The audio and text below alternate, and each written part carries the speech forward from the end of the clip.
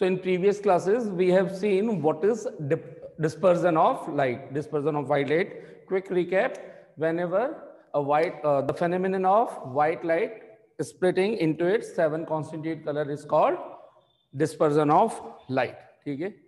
And इसके लिए हम कुछ स्पेशल इंस्ट्रूमेंट यूज लेते हैं. तो simplest instrument was the prism. Prism के थ्रू देखा गया कि जो व्हाइट लाइट प्रिज्म से पास की जाती है तो ये 7 कलर्स में स्प्लिट हो जाती है. इस स्प्लिटिंग फेनोमेनन को ही क्या बोल रहे हैं हम? Dispersion of white light. This was first experimented by Newton. ठीक है, न्यूटन अपने आप में बहुत बड़ा नाम है. न्यूटन ने इस एक्सपेरिमेंट को परफॉर्म किया था. लेकिन जब उसने ये परफॉर्म किया तो उसने देखा था कि अगर ये प्रिज्म है और प्रिज्म से अगर ये व्हाइट लाइट है और व्हाइट लाइट से जब ये फाइनल रेस बाहर निकल रही थी तो वो 7 कलर्स दे रही थी स्क्रीन पर. 7 कलर्स के अंदर ब्रेक हो चुकी थी. ठीक है, ये 1 2 3 4 5 6 और फिर ये इस तरीके से 7 कलर्स के अंदर ब्रेक डाउन हो चुकी थी.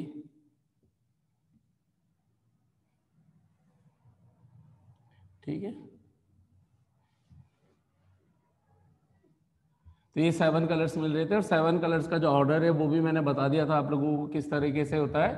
7 कलर्स जो मिलते हैं, वॉयलेट सबसे नीचे, Indigo, blue, green, yellow, orange, red. Red सबसे ऊपर और वॉयलेट सबसे नीचे. और उसका रीजन भी आपको एक्सप्लेन किया था कि इसका रीजन क्या होता है. डिफरेंट वेवलेंथ होने के कारण इनकी ऑप्टिकल डेंसिटी डिफरेंट होती है. वेवलेंथ डिफरेंट तो स्पीड भी डिफरेंट और स्पीड डिफरेंट. तो स्पीड और वेवलेंथ डिफरेंट होने के कारण इनकी ऑप्टिकल डेंसिटीज डिफरेंट होती है. तो बेंडिंग भी उसी के अकॉर्डिंग होती है. ठीक है, अगर एक छोटी सी एक्स्ट्रा नॉलेज और दे देता हूं आपको, क्योंकि हम रिफ्रैक्टिव इंडेक्स को किससे रिप्रेजेंट करते हैं? म्यू से. किससे रिप्रेजेंट करते हैं? म्यू. ये जो स्नेल्स लॉ पढ़ते हैं हम, mu is equal to sine i upon sine r. और इसके अंदर लिखते हैं अगर ये मीडियम 1 है, ये 2 है, तो 1 म्यू 2 और 1 म्यू 2 का मतलब होता है mu 2 upon mu 1. Refractive index of second medium with respect to first medium.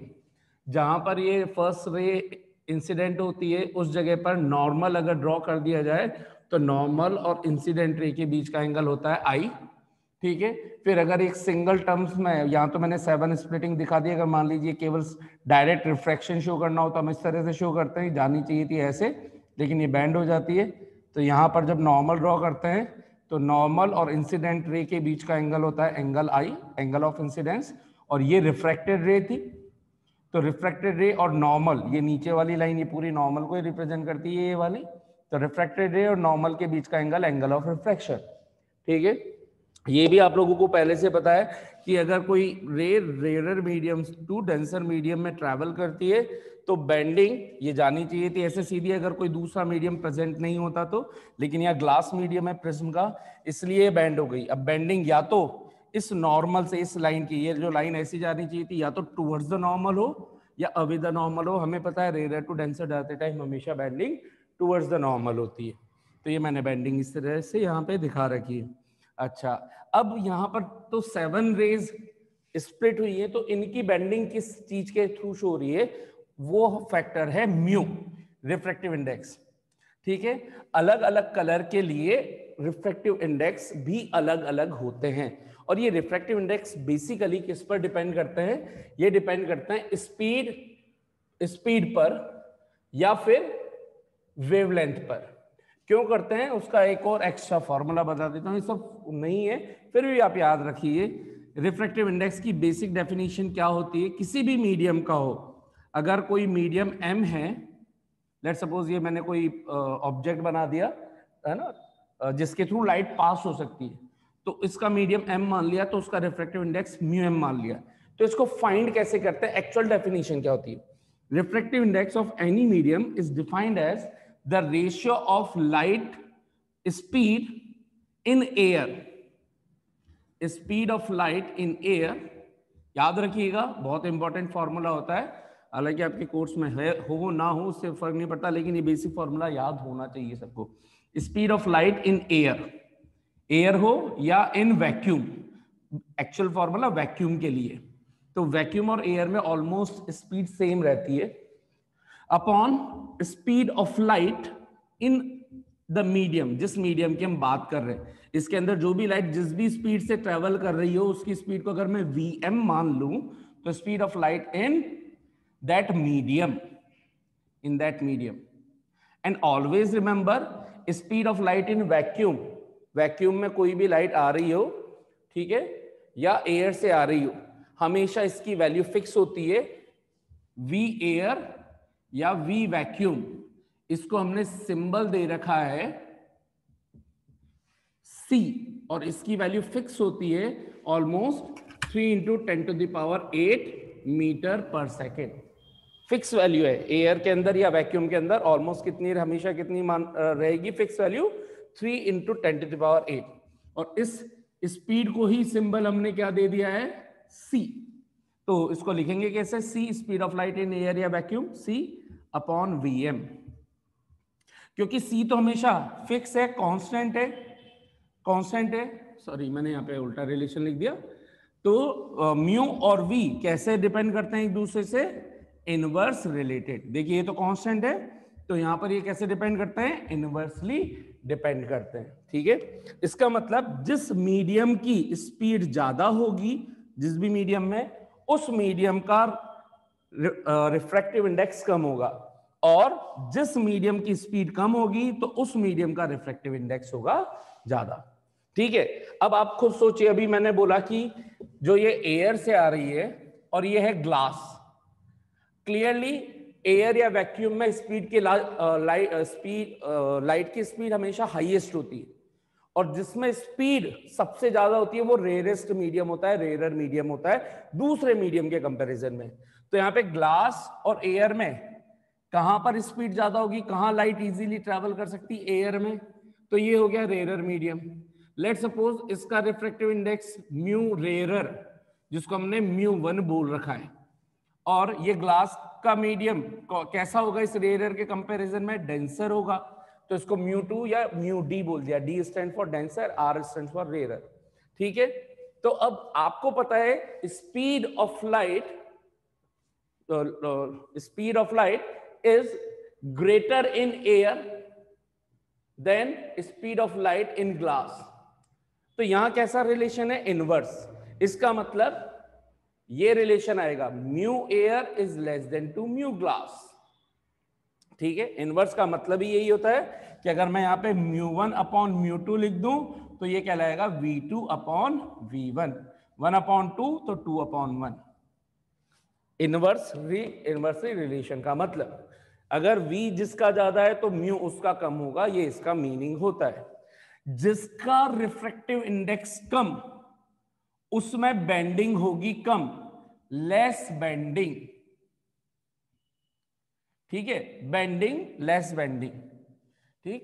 अब म्यू की कंपैरिजन में मैं क्या भी बोल सकता हूं, जिसके अंदर स्पीड होगी ज्यादा उसमें बेंडिंग होगी कम, और जिसका रिफ्रैक्टिव इंडेक्स ज्यादा उसमें होगी ज्यादा बेंडिंग, या जिसके अंदर लाइट की स्पीड कम होगी वहां पर रिफ्रैक्टिव इंडेक्स की बेंडिंग कम होगी, ठीक है। तो अब यहां से आप कैसे बेंडिंग को कैसे याद रखो, जिसकी भी स्पीड ज्यादा, अगर मैंने लिख दिया v1 is greater than to v2, speed जिसकी ज्यादा है तो वहां पर लेस बेंडिंग ऑफ लाइट, जिसके अंदर स्पीड कम है वहां पर मोर बेंडिंग, ठीक है। अच्छा, कौन सी लाइट सबसे ज्यादा, कौन से कलर की लाइट सबसे ज्यादा ट्रेवल करती है, आपको ये प्रीवियस क्लास में बताया था, रेड कलर की लाइट सबसे ज्यादा डिस्टेंस ट्रेवल करती है as compare to same time के अंदर बाकी के कलर्स में। तो सबसे ज्यादा स्पीड अगर मैं कलर्स की टर्म्स में पूछूं कि कौन से कलर की लाइट सेम टाइम में ज्यादा स्पीड ट्रेवल करेगी, तो V red will be much greater than to V violet. Violet की सबसे कम होती है, रेड की स्पीड सबसे ज्यादा होती है। रेड की स्पीड सबसे ज्यादा तो ये सबसे कम बेंड होगी, लेस बेंडिंग। वॉयलेट की स्पीड सबसे कम तो मोर बेंडिंग, ये देखिए। तो हम यहां से इस कंक्लूजन से, इस रिलेशन से यहां देख सकते हैं कि यहां पे सबसे कम बैंड कौन हुई है? Red colour. सबसे ज्यादा बैंड ये एक्चुअल लाइट ही होती, इसके कंपैरिजन में ये तो इतनी बैंड हुई, ये इतनी बैंड हो गई, ये इतनी बैंड हो गई, ये इतनी बैंड हो गई, ये इतनी बैंड हो गई। ये देखिए सबसे ज्यादा बैंड कौन सी हुई है? वॉयलेट। क्यों हो रही है? ये रहा रीजन, क्योंकि वॉयलेट कलर की स्पीड सबसे कम होती है। वेवलेंथ की टर्म्स में पूछोगे तो भी यही रहता है, रेड की वेवलेंथ सबसे ज्यादा, वॉयलेट की वेवलेंथ सबसे कम। दैट्स व्हाई जिसकी वेवलेंथ या स्पीड सबसे ज्यादा वो कम बैंड होती है। तो वेवलेंथ किसकी ज्यादा होती है? रेड कलर की। स्पीड किसकी ज्यादा होती है? रेड कलर की। इसलिए सबसे कम बैंड कौन होगा? Red colour. सबसे ज्यादा बैंड कौन होगा? Violet colour. इसलिए ये सबसे नीचे दिखता है और ये सबसे ऊपर दिखता है। यही रीजन है, स्पीड और वेवलेंथ ज्यादा होने के कारण रेड कलर हमें दूर से नजर आता है और डेंजर सिग्नल्स को रेड बनाया जाता है। ठीक है, कितनों को ये पूरी चीजें फिर से क्लियर हो गई और प्रॉपरली क्लियर हो गई? तो इतना सब होने के बाद न्यूटन ने ये सोचा कि अगर ये 7 कलर्स हैं तो क्या वाकई में ये 7 कलर्स व्हाइट लाइट के थे? क्योंकि ये चीजें तो अब बाद में हम पूरी सीख चुके हैं, इसलिए हम डायरेक्टली बोलते हैं कि भाई व्हाइट लाइट के 7 कलर है। लेकिन जिस टाइम न्यूटन ने ऑब्जर्व की ये चीजें, तो क्या चीज उसने ऑब्जर्व की होगी? उसने ऑब्जर्व किया कि एक व्हाइट लाइट, यानी कि जैसे नॉर्मल टॉर्च की लाइट या कोई सी भी जो ट्यूबलाइट वाली लाइट है, कोई सी भी व्हाइट लाइट, सनलाइट है, वो पास होने पर 7 कलर्स दे रही है। तो ये 7 कलर्स प्रिज्म के 7 कलर्स नहीं हो सकते क्या?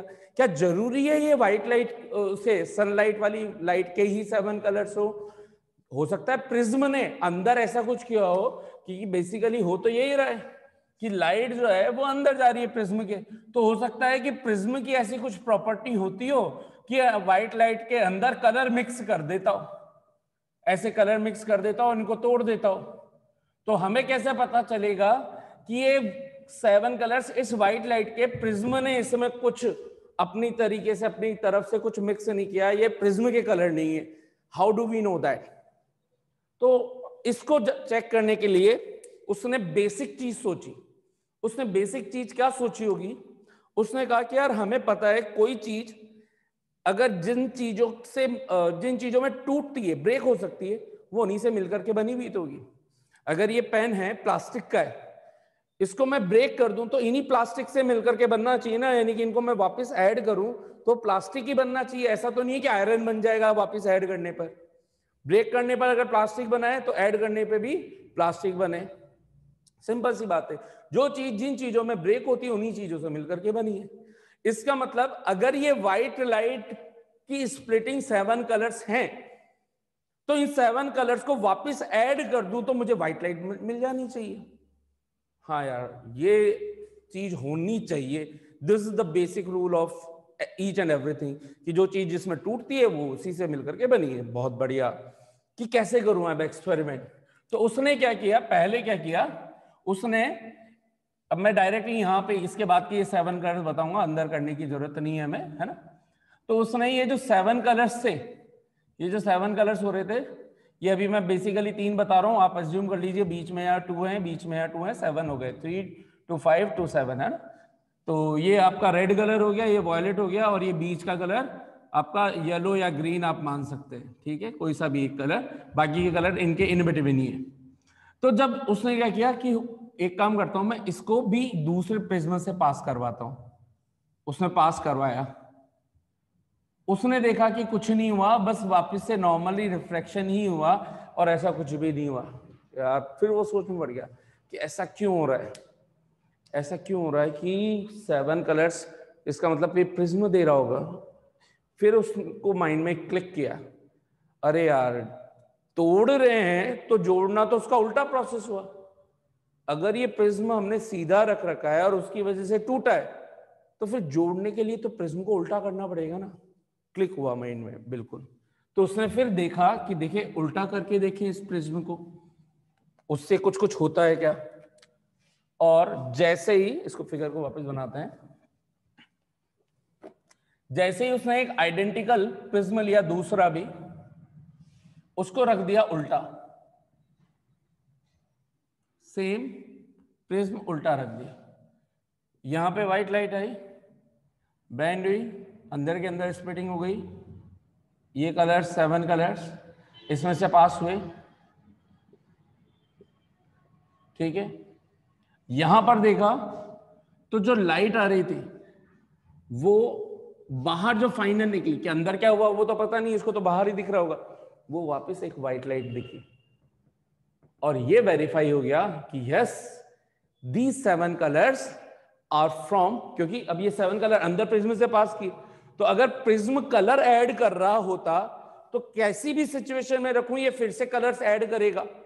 अगर प्रिज्म अपने कलर्स ऐड करके 7 कलर्स बाहर निकालता था व्हाइट लाइट से, तो ये भी तो प्रिज्म है, ये भी तो कलर ही देगा, कलर लेगा थोड़ी वापस। अगर पहले प्रिज्म ने कलर दिए हैं तो ये भी वापस कलर ही देगा। ओरिएंटेशन से तो फर्क नहीं पड़ना चाहिए, ओरिएंटेशन से तो सिर्फ रिफ्लेक्शन वगैरह पे फर्क पड़ना चाहिए। रिफ्लेक्शन फेनोमेनन, भाई लाइट पास हो रही है, कलर्स अगर कोई मिक्स कर रहा है तो मिक्स करने के बाद उसको सीधा रखूं उल्टा रखूं, कलर तो वो वापस से लेगा नहीं, तो कलर्स ही ऐड करे होंगे। और ले भी लेगा तो खुद के नहीं लेगा, ये तो पहले से कलर्स आ रहे हैं, इन कलर्स को कैसे एब्जॉर्ब करेगा। इसका मतलब ये 7 कलर्स बाहर आकर के वापस व्हाइट लाइट मिल रहे हैं, इसके कंपैरिजन में इन्वर्ट करने पे मिल रहे हैं। ये चीज इसमें स्प्लिट हुई, स्प्लिट को उल्टे प्रोसेस से हमने वापस ऐड किया, वापस व्हाइट लाइट मिल गई। This was the confirmation that the 7 colours are only because of this white light. ठीक है, यहां पे कैसे हुआ होगा ये भी मैं सिचुएशन समझा देता हूं आपको।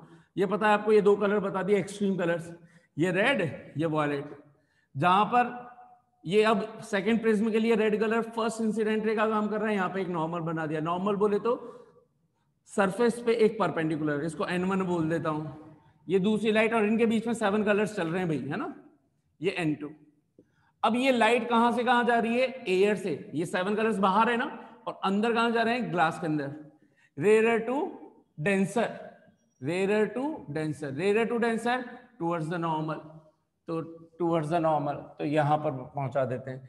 ये लाइट जब इस तरीके से कुछ आई तो यहां पर जब मैं बनाया तो ये टुवर्ड्स द नॉर्मल, और ये टुवर्ड्स द नॉर्मल, इसकी बेंडिंग ये इस तरीके से ही होगी। ये देखिए ये सभी के सभी बेंडिंग, अच्छा बेंडिंग सबसे ज्यादा किसकी, वॉयलेट कलर की। आप देख लो इसकी बेंडिंग इतनी हुई है, अपने पहले के कंपैरिजन में बोलूं तो ये इतनी हुई है, इसकी बेंडिंग सबसे ज्यादा हो गई है। देखो जानी चाहिए थी सीधी, अगर प्रिज्म नहीं होता तो ऐसे सीधी चली जाती, लेकिन ये टुवर्ड्स द बेंडिंग देखिए कितनी लार्ज हो रही है।